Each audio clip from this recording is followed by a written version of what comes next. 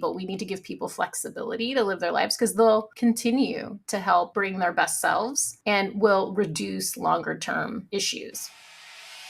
You're listening to Good is in the Details. I'm Gwendolyn Dolsky. And I'm Rudy Sallow. And this is the podcast where we learn what we didn't know in the spirit of Socrates, all with the aim of a happy life, a knowledgeable life, and using our critical thinking skills. And today we have another episode where we are going to be talking about business life, how to negotiate, how to get the most out of your work life by tapping into what it is that you want, what guides you, what makes you happy, how do you want to contribute, all sorts of things we have on the table for this episode. And who do we have on, Gwen? I feel like it's not appropriate for me to discuss the person because this person happens to be a cousin-in-law. So I think it should be you that should be introducing my cousin. Fabulous woman and fellow tri-school graduate, and she has a wonderful our first Connolly grad. Hats off, R.I.P. Connolly, R.I.P. Rest in peace. But you live on for forever, and we have the first Connolly alumni on the show. Author of Vote for You, Marnie Maton. And this book is a fantastic guide. I'm telling you, parents out there, you've got Gen Zers, Gen Alphas, please get this book for them. It's a really great guide. One of the things that people might wonder, what does philosophy have to do with business or work life? But in philosophy, we want to focus on what does it mean to live life well. And with our critical thinking skills, we also want to take a look at variables, at causal factors. And Marnie's book is talking about, the layers that come into, let's say, being a woman going into the workforce, or the existential layers of ethnicity. And so what we want to do is take a look at these variables to not only understand how to move forward, but also how to work together. Because somebody might look at a woman employee and think that she's quiet, therefore she's not very aggressive or smart, when really there are other causal factors at play. There's a lot of sociological aspects, cultural aspects. So we want to examine how we can appreciate these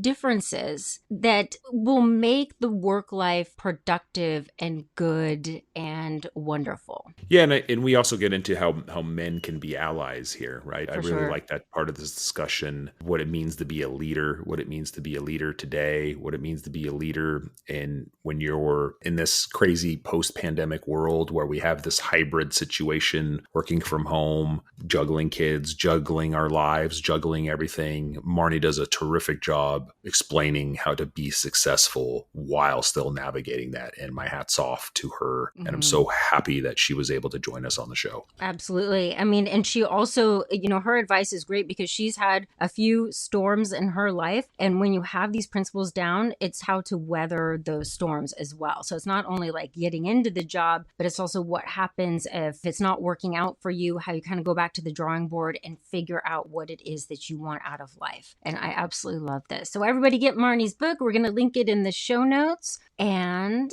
let's talk about voting for you.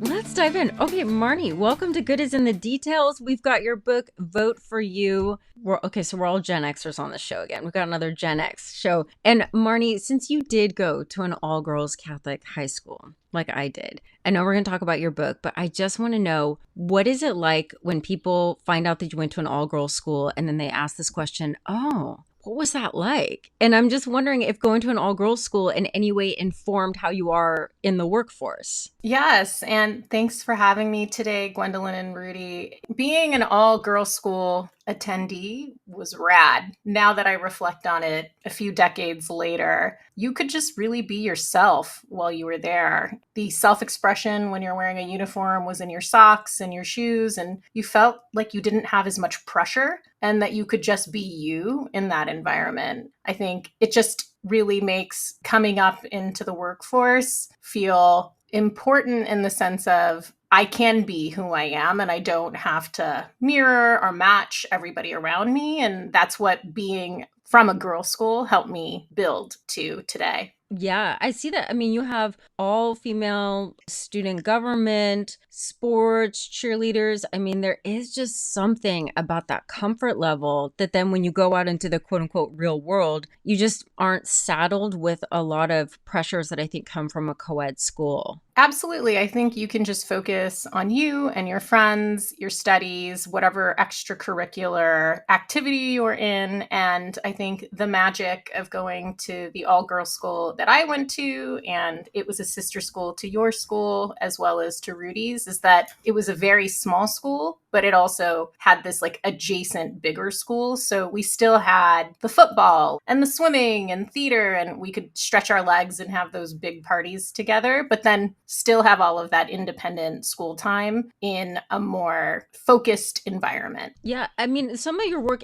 see, I think this goes perfectly with your work, with the Vote for You, because it also reminds me a bit of an episode we did with another Rosary grad, Ella Parler, on her book, High Tolerance, which a lot of it was about work ethic. And in Vote for You, talking about women speaking up for themselves, an all girls education, we don't have that issue of, being embarrassed of being too smart or speaking up or being passed over. So we're in that environment that then I think is a really great foundation for the workforce. Absolutely. There is just like the teachers essentially encouraged you to raise your hands early. And there wasn't, I think, sometimes if I'm sitting in an office, people may feel as if, well, I'm the only woman in the room. Maybe I might feel timid or I'll let others go in front of me. And in fact, it's really important to speak up early in meetings and to be seen. And there's an interesting study, Brigham Young and Princeton had done a study that said if there's only one woman in the room, they're more likely to not speak by 75%. Wow. So their voice even gets more minimized. But if another woman is there, you'll see that ability to lift one another, and they'll both be more likely to be engaged as well as heard and seen in these bigger rooms. Yeah, let me just kind of jump on this really quick because I love that you asked that question and connected the dots there, Gwendolyn. Thank you. And I get it, right? Because when you're with just women and you're encouraged to raise your hand and,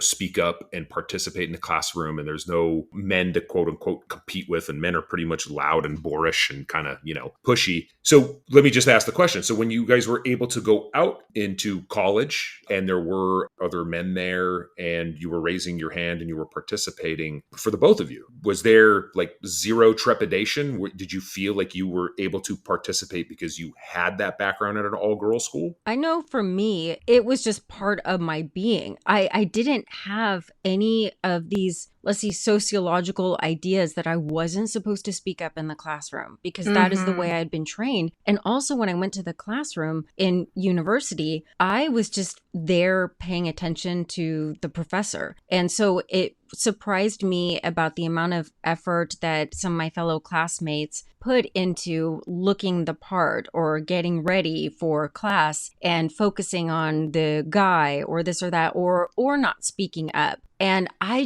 it wasn't even in my consciousness to behave that way. I was just in the mindset that I'm in the classroom and focus on the professor. And I'm so grateful for that. What about you, Marnie? I think that going to college, I felt similar to you, Gwendolyn. I didn't feel constrained. I felt like I could participate and I wasn't nervous about. I continued sort of what I did in high school. It was very casual. I wasn't like, I heard people saying they were going to college to get an MRS degree. I was really focused on my studies and looking to do what was next in my career. I think for me, it was just interesting as I progressed further into my career and I started working into tech. I started actually moving backward. And it was interesting that happened with like the foundation that I had. And so a lot of what I write about in my book is about just making sure that as a woman, when you're in a meeting, if it's 30 minutes, have something to say in the first 10 minutes. If it's an hour meeting, in the first 20 minutes, and come into that meeting prepared. Study what the topic is and know what needs to help move that conversation and meeting down the court. And so so I think that being able to take that center stage or take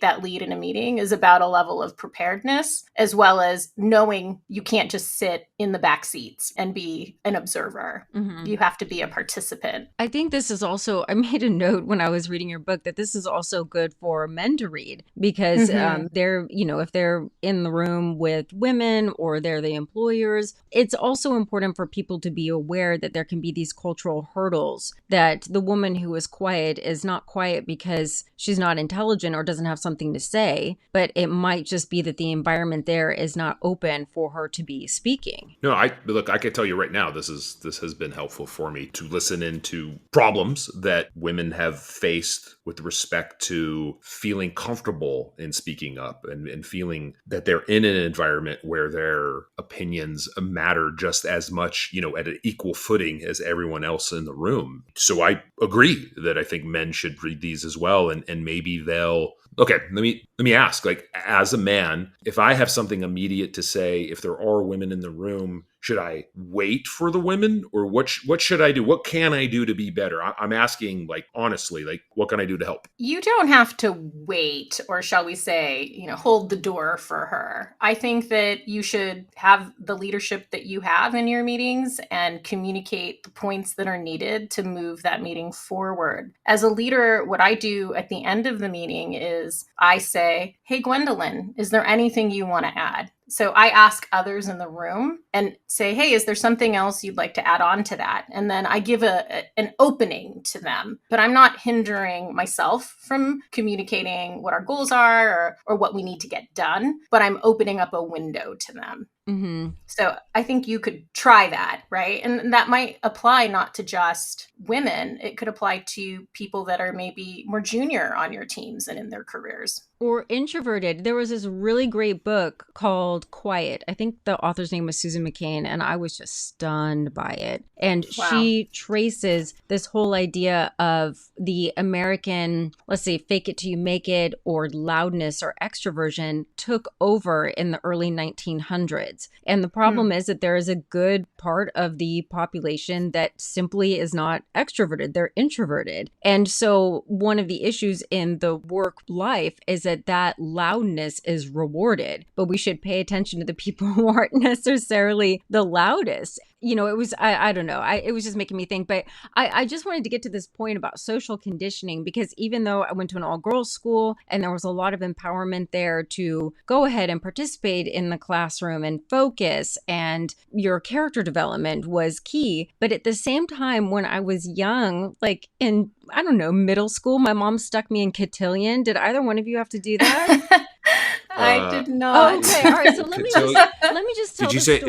is that dialect of Spanish that they speak in? Did you say? I'm sorry, cotillion. Yes, what is that? What is that? So, what the heck is that? All right. Now, just to give you an idea of the conditioning to set up the foundation for maybe why women aren't speaking as much. So I have these two contrary ideas. One from, let's say, the school, and then also from cotillion. And cotillion is this thing where kids are put to this manners class. Learn manners, and boys and girls need to learn how to dance and table manners and all that. And one day my mom gave me these god-awful giant bows that would clip onto my shoes, and I was horrified by them. I thought they were so ugly. Wow. But I was only in the 6th grade, and so I had to wear them. So I go to cotillion and we have to do one of these dances or whatever. We're matched up. So it's also when you're like awkward as hell that you have to, learn how to be with boys. And then after the dance, I sit down, everybody's sitting down, and the instructor holds up something and says, does this belong to anybody? It's my fucking bow. It's one of the bows fell off. So not only am I wearing these horrid things on my shoes, but now it is the attention of everybody. And so I sheepishly stand up to go collect it. And the woman stops me and says, no, sit down. The man next to you will get it. So just from the 6th grade, I am being conditioned to not speak up for myself, to not get something for myself, that the young man will get it for me. These ideas of the way in which you are allowed to assert yourself are, I think some of them are still there. We just had, what was it, at that school in the commencement speech for the graduates, where that kicker, that NFL guy, was telling women that their most important duty is at home and at family, Wow. as though work life and family are mutually exclusive. So we still have a lot of hurdles to take care of when it comes to how to be in the workforce. And Marnie, something I really appreciated about your book that I think a lot of people can learn from is that you layer in the realities of race and ethnicity for women in the workforce. So I was wondering if you could expand on the things that, let's see, people who are, white like me, but what should we be aware of these added existential layer of conditioning when it comes to the workforce? I mean, I think you hit on it in terms of there are these funny euphemisms like in America, the squeaky wheel, that loudness that you were just touching on. Mm-hmm. And, in other cultures, particularly Asian culture, it's about pleasing and being seen, but maybe not necessarily heard, not rocking the boat. Just my own upbringing, being the child of first generation immigrant parents, all female family, a lot of it was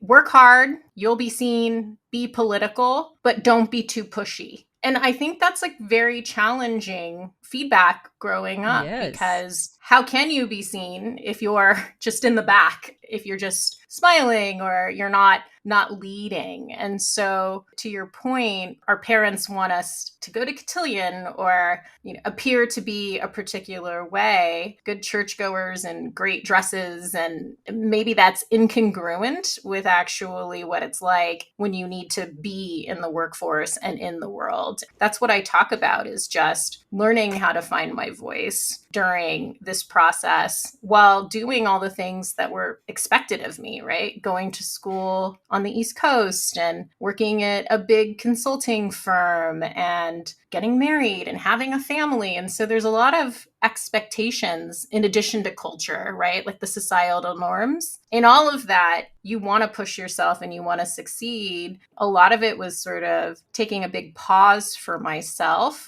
and asking myself, what is it that I personally, Marnie, wanted that was independent from the expectations that a spouse or a parent or even others had of me? I think that now more than ever, knowing that and having that certainty in your own voice is the ingredient to moving ahead. Can I ask a controversial question? And Okay. If we don't want to talk about this, it's okay. I loved what you said earlier about when you went to college, there was no idea, or maybe it was you, Gwen, going to college, you weren't, the whole MRS, which is Yes. ridiculous and offensive and all that other type of stuff. And then what you were just saying right there, Marnie, where you were like, forget what my parents want, forget what society wants. What is it that I want? How does all of this dovetail into the trad wife phenomenon that seems to be exploding these days? God. And I know, and if this is and if this is too controversial, it's okay. No, let's do it.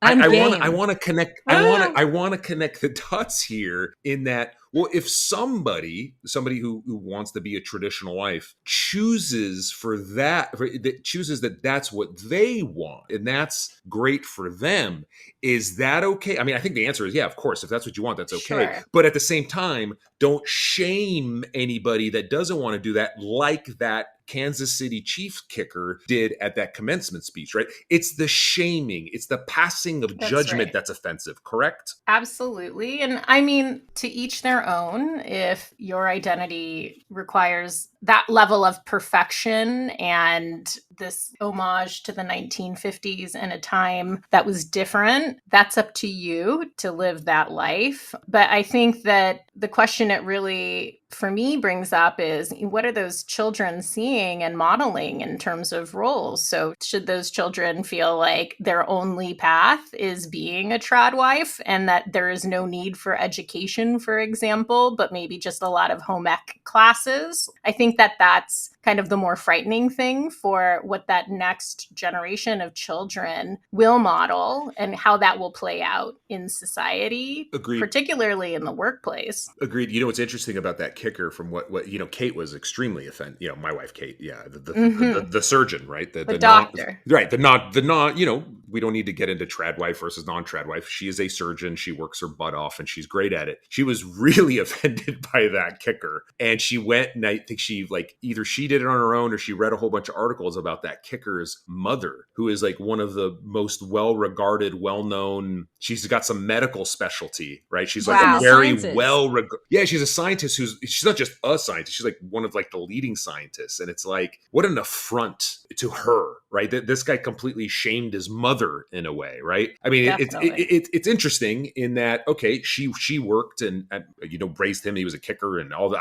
I really have no idea about their family life or anything, but she worked and she was successful, and he went and he did his thing, and he shames women that work. It's ridiculous. I guess at the same time, I'm kind of like, well, just because you have work, that doesn't necessarily going to impact your children's view of you. And just because you don't work, maybe that doesn't have an impact on the way your children view you. I don't know, but I hear your point, Marnie. I just wanted to bring up that point about the weird dichotomy of what that terrible individual was saying versus what his mother was actually doing.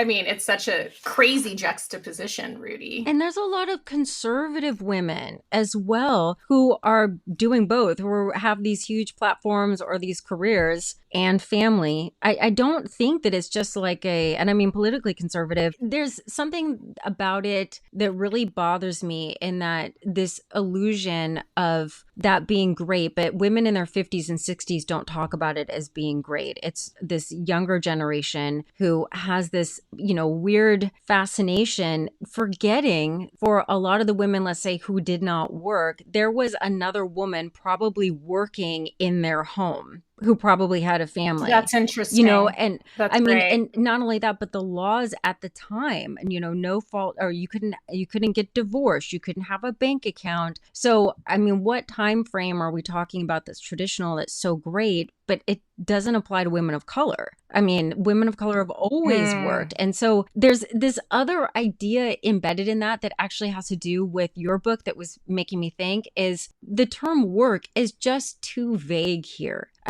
As though women haven't been doing that all along. A lot of it is maybe unpaid labor, or it's just, I don't know what counts. But there is so much about work that is an expression of somebody's talent, of somebody's dream, of connecting with people, that to make it sound like it's a bad thing, or it could be work that maybe isn't something that somebody exactly loves doing, but it gives them the financial freedom to do what they want to do later. And so this idea of making it sound like it's a bad thing for women to do is so dehumanizing, because I think work can be this beautiful expression of how you are spending your time or what your financial freedom is like. And the denigration of it for women working as though that's a bad thing or an insult to the man, it just drives me absolutely crazy. I think you've hit on something, and I will say there is a balance. I have a son, he's 12 years old, and he's watched me work over the course of the last 12 years. And COVID became a blessing for us because it required me to be home with him and to school him when he was in the first and second grade while working full time. And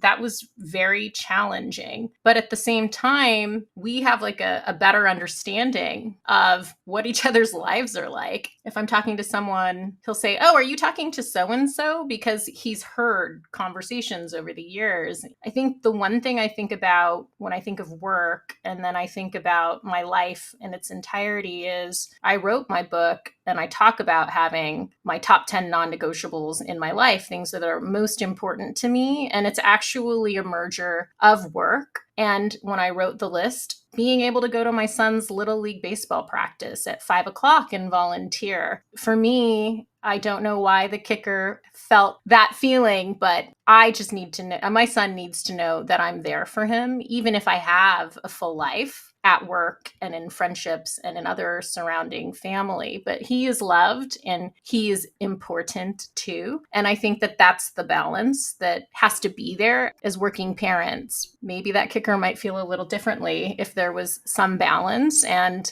I think that that's where we're at a point now, potentially, is that we can talk about that publicly. I think before they would say that women would say, oh, I have an appointment. And they would never say, oh, I'm actually going to go pick up my kid from practice. But men would say that. I think that that's sort of this new place of I'm going to be exactly who I am, and I'm going to be transparent about those things with other people so that other women or other men at work can be honest about parenting and working and living a more balanced life. I agree with that.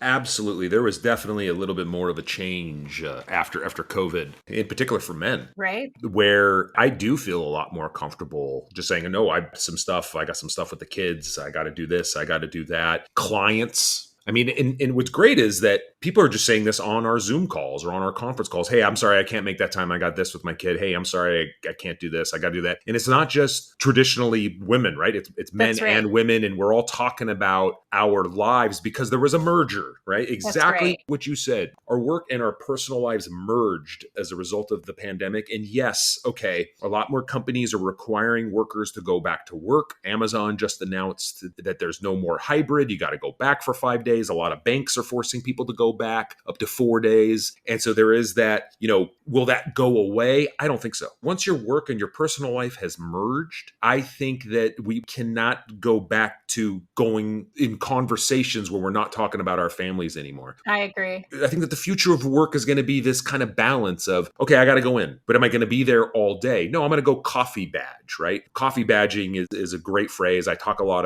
about it in the commute newsletter I put out. Basically, you go in, you badge in, you grab a cup of coffee, you talk to some workers, you put in your FaceTime. I think that's going to be where it's going to be for a little while until That's employers start terminating people for not being there all day. And I pray that doesn't happen. I pray that the employment landscape has changed permanently where employers realize that as a result of this merger of our personal and our work lives, we cannot go back to where we were before. And that, work needs to also give us that work-life balance and that, hey, if I got to leave a little bit early to go help out with my kid or be there at the Little League, I've been doing it. I can't stop doing it now. You need to allow me to do that. I hope that's going to be the future. I keep my fingers crossed for that. I think so. And the reason is I've taught a business ethics course. So sometimes if somebody's wondering what the hell does philosophy have to do with stuff like business and work, but we, have to have an understanding of the human condition and how people flourish. And from a business perspective, if you want to have the best, if you want to get the best recruits, you offer that because somebody who, has the best work ethic, grades, experience, if you want them, then you need to offer this as a business in order to retain them. So it's not actually a cost to your business. It's a way to keep the best of the best because why would the best of the best go with you if they can get a better offer somewhere else where somebody does recognize all of their humanity, that they're not just an employee, but that they have an entire life outside of that. And the health and the nurturing of that outside life is what enables them to be productive and great in the workforce. Absolutely. And I think it impedes burnout, right? Like it gets in the way of burnout. I think you see so much burnout in education, teachers,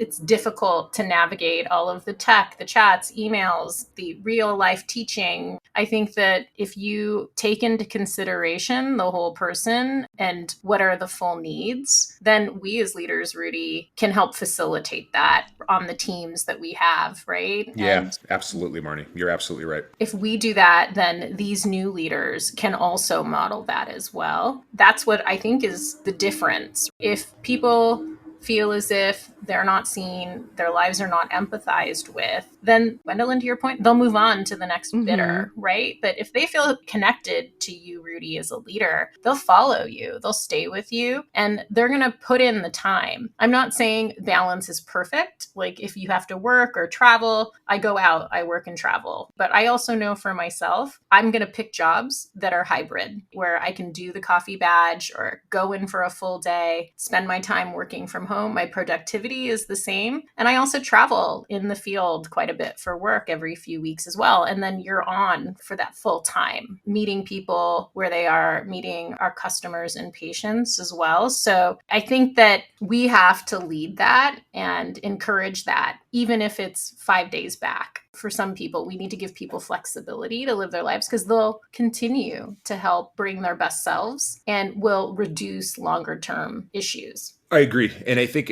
one of the reasons why I sit on my law firm's flexible work committee, which is basically if you can't come in 2 days a week, which is our current requirement, maybe it goes up, I don't know. Just write a little note to this committee and we will review your circumstances and we will approve and we'll work with you for a hybrid work situation. I mean, it's Wow. great. It works really, really well. We help people, in all different types of situation. We're very flexible. And I think one of the reasons why I was asked to sit on that committee is because they know my situation, with Kate working the amount that she does and with us having two very young kids and me prioritizing my family and prioritizing my job equally. They know like, hey, here's hate to say this, here's a guy who understands what it's like to raise kids, who needs a lot of flexibility himself, who's going to be somebody who we can consider an ally and advocate for us and advocate for our needs and our children's needs. And so I do feel that's one of the reasons why I'm on it. I do feel I'm pretty close to other younger attorneys that have young families. I mean, they talk to me all the time about when they need to go and when they need to work from home or when they need to do something. They feel open to being completely honest with me. And that was even pre-pandemic. Definitely. I plan to continue to just be honest and not hide that I have a family and those priorities. And I think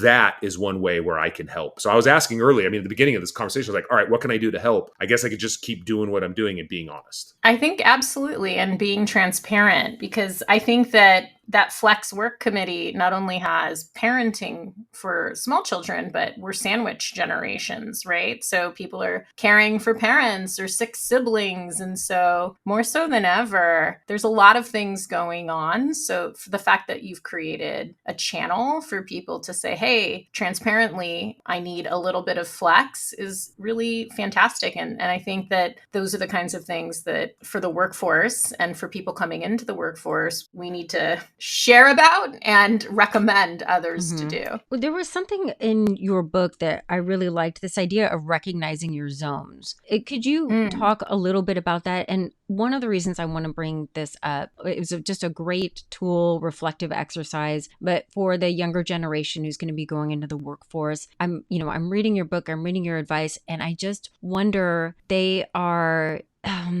they're let's see, how do I say this, because I love Gen Z, so I don't want to put them down. I think that one of the disconnects that Gen Z might be having in the workforce is not being able to recognize these zones. And I think that one of the reasons might be because they are flooded with social media and just constantly being bombarded with how they are to appear and what kind of filter and how many likes do they have and then what are other people doing, and this desire for, let's say, fame and being seen, that it has taken away from that ability to sit down and reflect of like, wait a minute, what is it that I want? Because we're so busy with watching other people's lives to sit down and be like, wait a minute, what is my talent? What am I really good at? That might be an even tougher thing to identify. So what are these zones and how do you recommend people be honest about understanding what their zones are, what their strengths are? Well, I was very fortunate that I signed up for a workshop with Keneal Joyce, and she taught the Zone of Genius Conscious Leadership Workshop. And it's really beautiful in the sense of they take you through a series of questions where they ask you, what is your zone of excellence? What are you like so good at that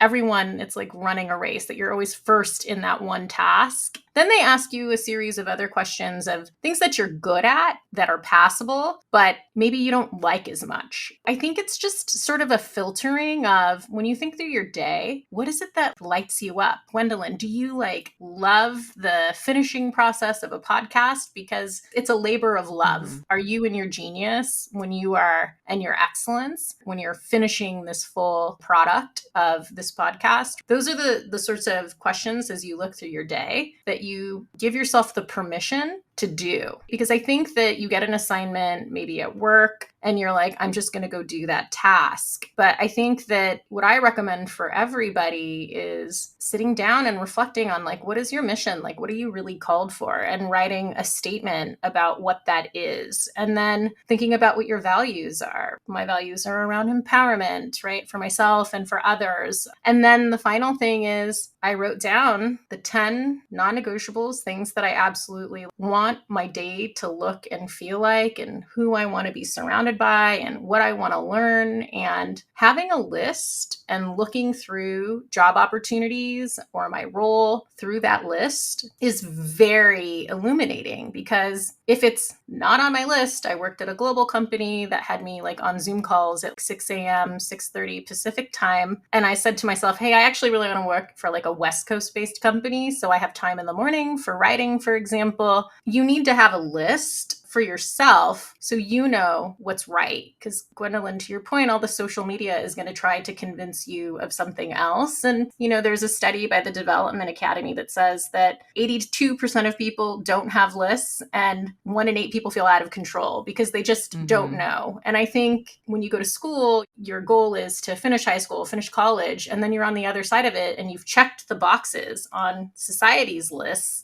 And now what's next? Business school, law school, those other lists. So this is kind of a moment as individuals to say to yourself, it's okay. What is it that you really like? What is it you really want? And then look through the opportunities, jobs you want, the job promotion in the business that you're already at, or exploring a side hustle that may turn into something full-time for you, is what I think, and is what I have found really great success in for myself. One of my students asked the other day about how do you know what your purpose is? I just said, you have to, it's when you're doing something and you almost feel grateful to be alive in that moment. Like your soul is just on fire. I said, for me, it really is. I mean, I'm a total book nerd, and I would, be sheepish about it and a little bit embarrassed, but I mean, because it's such a solitary activity, right? Like I need to be alone, but it's fascinating what reading really is. I mean, there are these little symbols on a page, and then all of a sudden your brain is doing all of this work to create an entire environment, and everything in your immediate area is zoned out. It's fascinating. And I would read philosophy and I would feel grateful, like my soul was on fire. I get to do this. So I told the student, whatever it is that you do that gives you that feeling, and it could be music, it could be,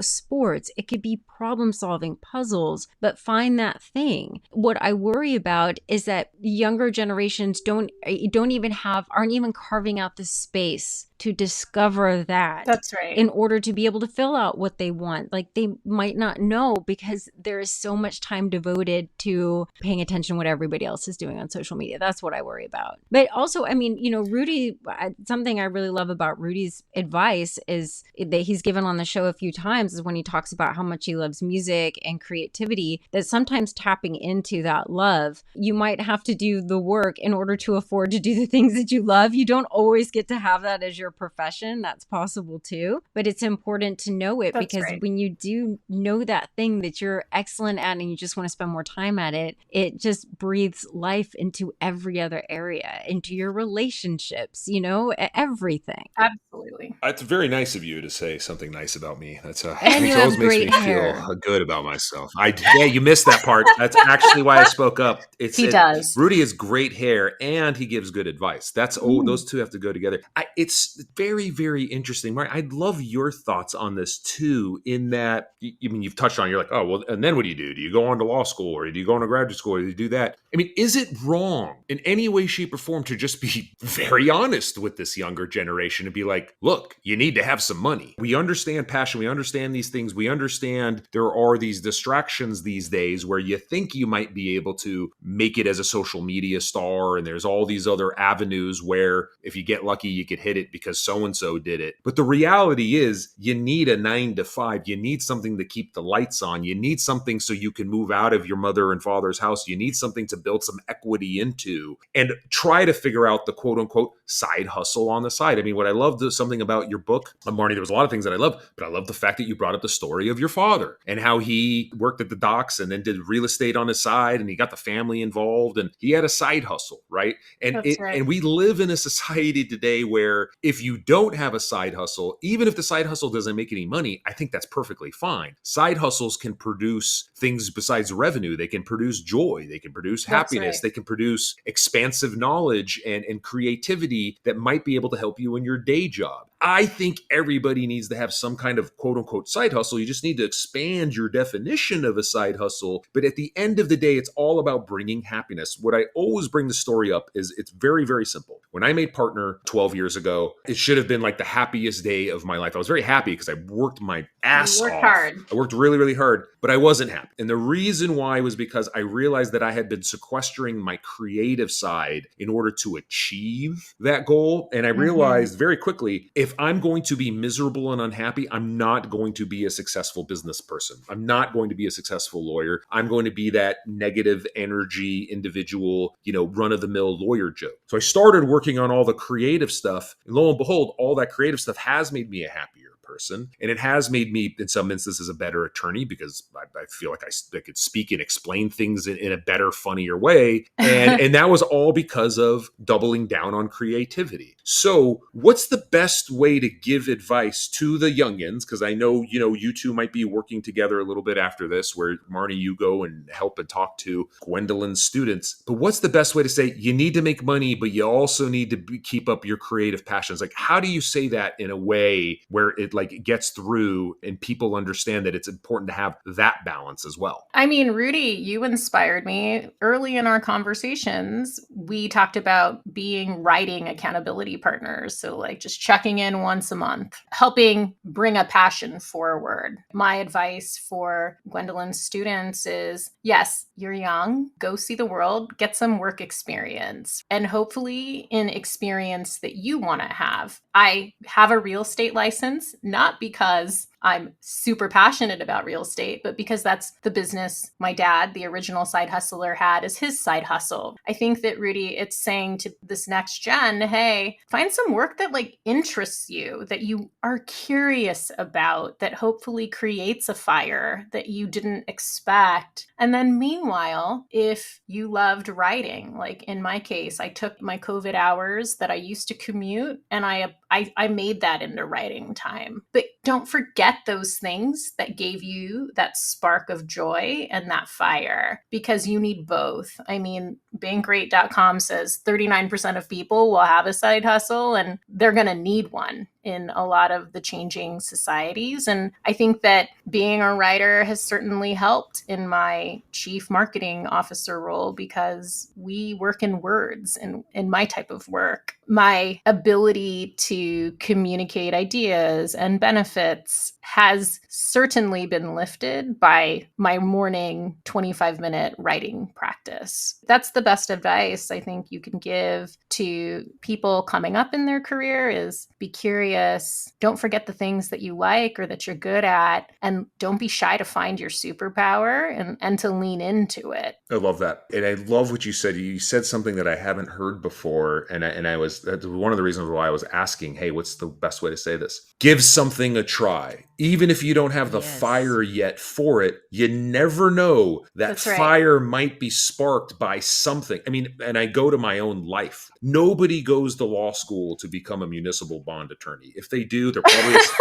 probably a psychopath and needs to be thrown away into an institution. Like, you kind of stumble into it. And then usually what happens is either you hate it right away or you get this passion for it. But nobody goes and thinks that that's what they're going to do. It's the curiosity. Be curious, be open to finding a fire inside yourself. That's the best piece of advice. That's damn good advice. And even when you're going down a path and finding, when you're curious and you find that something isn't actually your path, you still learn so much about yourself. And I think about that. Yeah. When I was in my senior year of university, I wanted to go to law school and I worked in a law office. I took the LSAT and everything. And the philosophy professor said, hey, maybe you should consider a grad graduate school. And he seeing that in me made me think about it. And so then I did the GRE, like I did both. And so law school, obviously, I didn't end up going in that direction. But what I learned about myself, none of that time was wasted working in the law office. I learned about myself that I was really good at reading arguments, and then I loved it. And that was perfect for philosophy. And then now in my 40s doing the podcast, I am reading people's work and using that same skill to have conversations. So none of that time is wasted.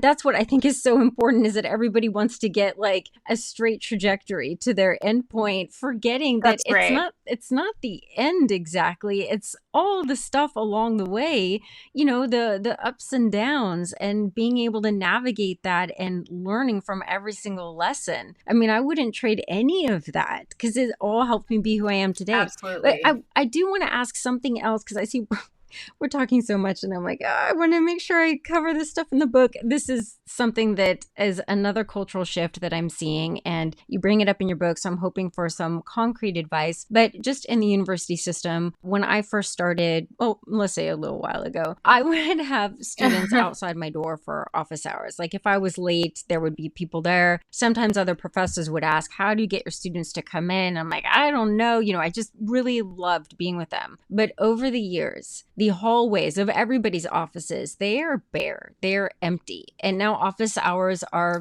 Zoom. And if somebody pops in for the Zoom, they don't have their camera on. The reason I bring this up is because you talked about the importance of networking. I think that this cultural shift to just put it in an email or Zoom, but not have your camera on, that this is we're getting more isolated. I don't even know if people know how to network or what that even looks like. So just from a basic, what does networking mean and what does that look like? Networking just means staying connected, being connected. The Surgeon General talked about 1 in 2 Americans report being lonely. I think that, to your point earlier, social media makes you feel like you're together, but you're not together. You're observing them. I talk about networking as creating an accountability squad of people that love you or are people that have worked with you. Maybe they're not like your best friends from college, but like a mix of people. So I have like 3 to 5 people that are my squad, my connectivity.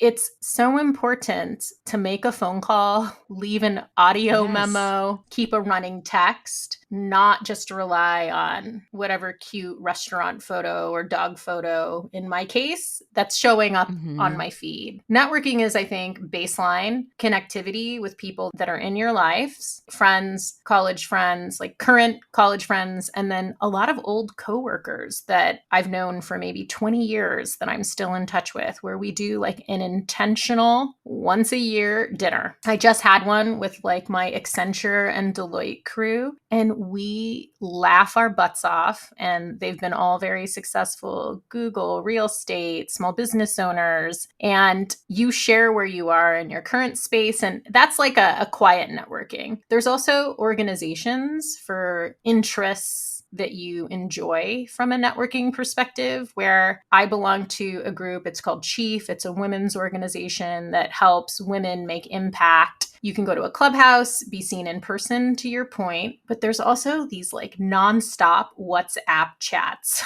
with like AAPI or women who live in Los Angeles. And it is the most supportive environment. People are like, I'm looking for a tutor. I'm looking for an energy healer. I'm looking for a divorce lawyer. People are really there. And I think my best advice for networking is many people are going to invite you places. You need to say yes and not just stay home, and know that you have all the self-worth and that your presence is needed at those places. Your presence will lift others when you show up. Yeah. I tell my students, whatever your major is or whatever interest is, join that club on campus. Join it. Hold a position if you can, do it. And I'm even thinking with office hours, if you take the time to get dressed and show up and meet somebody in person, you are signaling that you are invested. And then by the same token, the professor will be more invested in you because they'll know your name and everything. And it just like that skill set of networking and connecting with people can start in high school and in university. Absolutely. And staying in touch, like something someone had told me in an interview was they program everybody that they had worked with previously's birthday into their phone. And literally, just like, even if it's been years, they send that once a year birthday text message or they leave a phone call. It sounds so simple, but people really appreciate it. It's a client of mine from 10 years ago when I worked at an ad agency's birthday today, and Jenny and I were in touch, right? And it opens up a door and a dialogue. I think to your point, showing up in real life is important, making plans with coffees. People will take a coffee call if you're coming up as a student, if they want to meet another professor, or if they want to reach out to an alum in a role that they're interested in. You can reach out on LinkedIn and people will take the time. You just have to ask. Yeah, that's absolutely. People enjoy being mentors and giving advice. And yes, it's absolutely true. You just have to ask, get rid of the isolation mentality. Okay, Marnie, thank you so much. Any final thoughts about your book? Is there a question that you're getting asked and you're like, oh, I didn't know people read that or people saw that, or what has been the response to your work? We'll wrap up with that. Sure. I have heard a former colleague was on a job search and he said, hey, I read your book. I wrote down like 8 non-negotiables for me. I know you said 10. I said, hey, that's a framework I personally used, but I do encourage people to do one simple thing, like take a look at your day and think about your work and think about your personal life and think about something that's really, really important to you and write down that one important thing and start small and then maybe build up to those things and then start looking at the opportunities that are presenting themselves to you through that lens. To your point too, Gwendolyn, like staying connected is the best thing I did for myself, asking for help. I was not going to finish this book. I was handwriting it on the beach with a legal pad and pencil, and I didn't know how to translate it. And I talked to a good friend and he said, you need a book Sherpa. You need to finish this. Go join a group. And that's what I did. I think that at the end of the day, creating lists for yourself, your own path, you end up voting for you when you do that. And we should give ourselves the permission to do that. I love it. Thank you, Marnie. Yay! I'm excited to promote this book, put it out there. Yeah, thank you very much. Awesome job. Thank you. Good stuff. Good is in the Details is produced by Dr. Gwendolyn Dosky and Rudy Sallow. Also check out our Patreon. I put some new stuff up there. Patreon.com/goodisinthedetails. When you go to Patreon and you support the podcast, you make it possible for us to keep on going with this content. Thank you for those of you who have already become patrons. We'd also like to thank our sponsor for this episode, AvonmoreInc.com. It's that small bridge business that started in the 90s and grew to a global international sensation amongst bridge players. So if you play bridge, or if anybody in your family or network or circle plays bridge, you got to check out AvonmoreInc.com. They have everything you need for your next bridge party. And remember, let them know Good is in the Details sent you.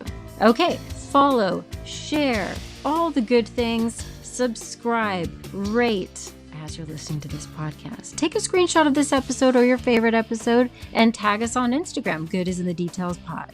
Okay, until next time, bye.